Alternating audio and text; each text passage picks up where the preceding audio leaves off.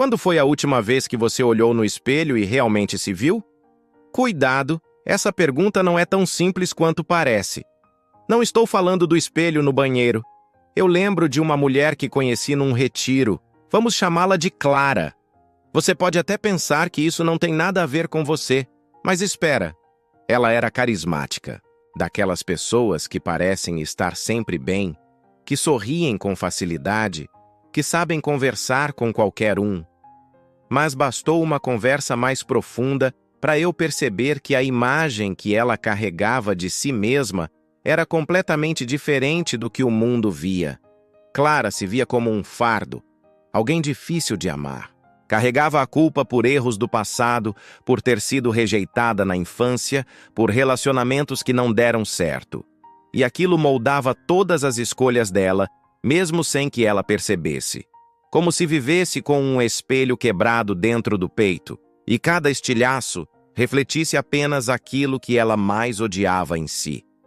O pior é que a gente vai compensando isso de várias formas. Sabe aquela necessidade exagerada de agradar?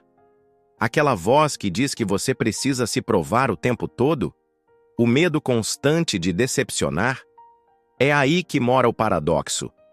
Quanto mais a gente tenta ser amado pelos outros, mais distante fica de se amar de verdade, buscando validação externa para preencher um buraco interno. E isso é tão sutil. Pode estar naquele elogio que você repete mentalmente 1000 vezes, porque não acredita que é verdade. Ou naquela crítica que te derruba por dias, porque, no fundo, você já acreditava nela antes mesmo de ouvi-la. Maxwell Maltz, um cirurgião plástico que virou um dos maiores pensadores sobre comportamento humano, dizia algo poderoso. Não importa quantas mudanças externas você faça, se a imagem que você tem de si mesmo por dentro continuar danificada, nada vai mudar de verdade. Ele chamava isso de autoimagem. Não é como você se vê fisicamente, é como você se sente em relação a quem você é. É a história que você conta para si mesmo toda vez que fecha os olhos. E essa história, por mais silenciosa que seja, molda cada decisão da sua vida. Clara, por exemplo, recusava oportunidades, se envolvia com pessoas que a tratavam mal e se sabotava o tempo todo. Porque, no fundo, ela não achava que merecia mais. Ela não enxergava valor real em si. E não há maquiagem, sucesso profissional ou like nas redes sociais que corrija isso. A gente nasce sem saber quem é. Vai aprendendo através dos olhos dos outros. Você é tão inteligente, você é teimoso, você é um peso, você é especial. Aos poucos, essas palavras viram tijolos invisíveis na construção da nossa identidade. E é aí que nasce a autoimagem. E ela não nasce do que é real, mas do que a gente repete. Da forma como as pessoas nos tratam, do que a gente acredita que elas pensam. Uma criança que é constantemente ignorada pode crescer achando que sua presença incomoda. Um adolescente que falha uma vez pode carregar a crença de que é um fracasso. A mente não precisa de provas, ela precisa de repetição. E é aí que entra o que o Maltz chamava de servo mecânico. Nossa mente funciona como um sistema de orientação automática. Se você diz a ela todos os dias que é um inútil, ela vai procurar situações que confirmem isso. E mesmo quando aparece algo bom, você vai sabotar, porque aquilo não combina com a imagem que você tem de si. Por isso, não basta repetir afirmações positivas no espelho se, por dentro, você ainda se odeia. Maltz falava da visualização como uma ferramenta poderosa. Mas tem um detalhe que quase ninguém fala sobre visualização. Ela não funciona se você ainda se odeia por dentro. Não aquela coisa forçada de fingir que está tudo bem, mas aquela mudança silenciosa, feita de pequenos gestos, que começa com a escolha de se tratar com mais respeito. Pensa numa pessoa que acredita ser incapaz. Ela não vai nem tentar. E ao não tentar, ela confirma sua crença. Outro exemplo.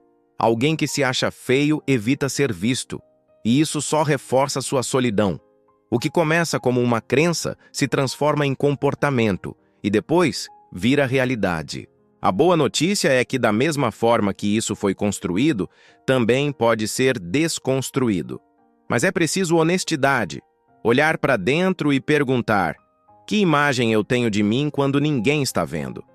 E essa não é uma pergunta fácil, porque às vezes o que você vê ali dentro assusta, mas fugir disso é ainda pior.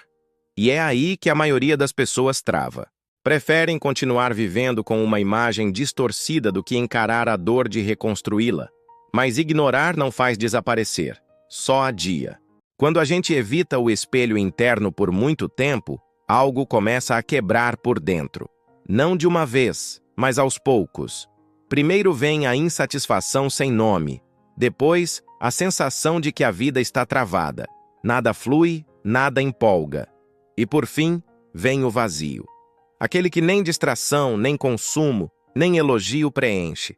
É um ciclo silencioso. A pessoa sente que não é suficiente, então evita desafios. Ao evitar desafios, não evolui. Ao não evoluir, confirma que não é suficiente. E isso vai girando, como uma engrenagem enferrujada, que estala toda vez que tenta se mover. Muita gente talentosa vive assim, escondida. Não por falta de capacidade, mas por vergonha de existir, por medo de serem vistas e, ao serem vistas, rejeitadas. Então, elas se anulam antes mesmo de tentar. Criam uma versão socialmente aceitável, mas que não tem nada a ver com quem são. O medo de falar em público, de se expor nas redes, de assumir um relacionamento, de pedir um aumento, tudo isso, muitas vezes, tem raiz na autoimagem.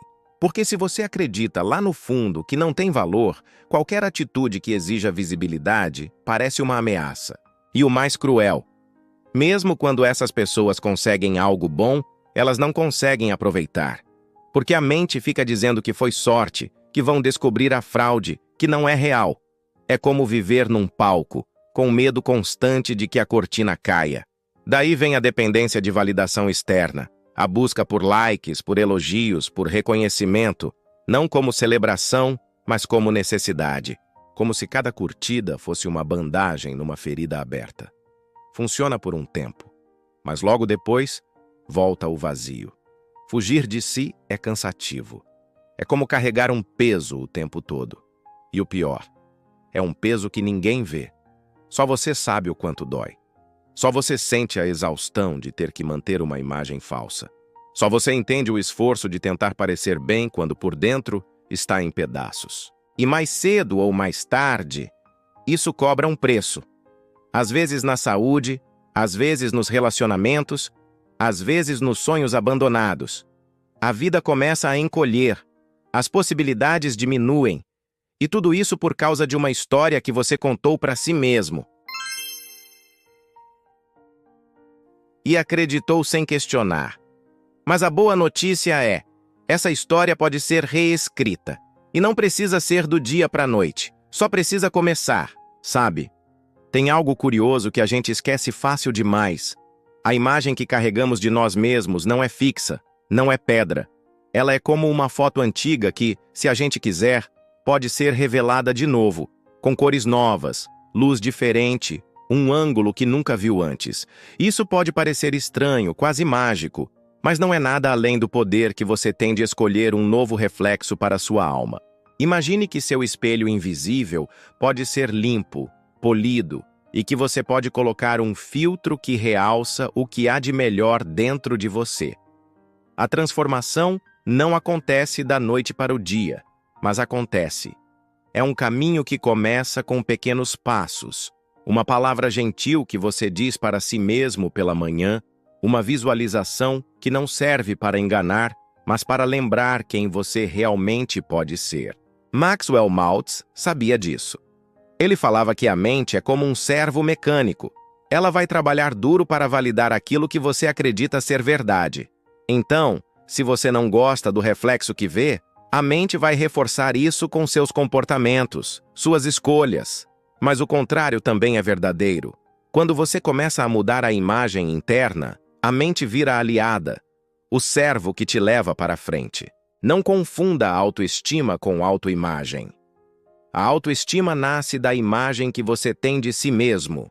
É essa percepção interna que dá base para o amor próprio, para a coragem de se expor, para a vontade de buscar o que te faz feliz. E essa imagem pode ser redesenhada. Não porque você precisa ser outra pessoa, mas porque precisa se permitir enxergar a si mesmo com mais verdade, mais carinho, mais respeito. Você não está sozinho nessa jornada. Talvez ainda exista uma voz interna que duvida, que reclama, que lembra dos erros do passado. Mas isso não define você. A cada dia, você pode fazer algo simples que reforça o novo reflexo. Escrever no diário o que admirou em você, repetir uma frase que te acalme e motive, buscar feedback genuíno de pessoas que te querem bem. Pense numa pequena semente que precisa de tempo, cuidado e sol para crescer. Seu novo reflexo é essa semente. Pode parecer frágil no começo, mas vai se fortalecendo até que um dia você se olhe no espelho e veja alguém diferente, não porque mudou para agradar, mas porque finalmente se aceitou de verdade.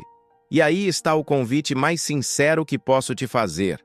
Assuma seu espelho invisível, não para se julgar ou se cobrar mais, mas para se libertar, para que o reflexo que você vê finalmente seja um aliado, um amigo, um guia. Quando você muda esse reflexo dentro de si, o mundo inteiro muda a forma como olha para você. E mais importante, a forma como você se olha. Que tal começar agora? Pode ser uma pequena ação, uma frase que você repete no silêncio, um gesto que cuida de você. Não precisa ser nada grandioso. O verdadeiro poder está no simples, no cotidiano. E lembre-se, eu tô aqui contigo nessa conversa como um amigo que sabe o quanto é difícil, mas que acredita profundamente no seu poder de transformação.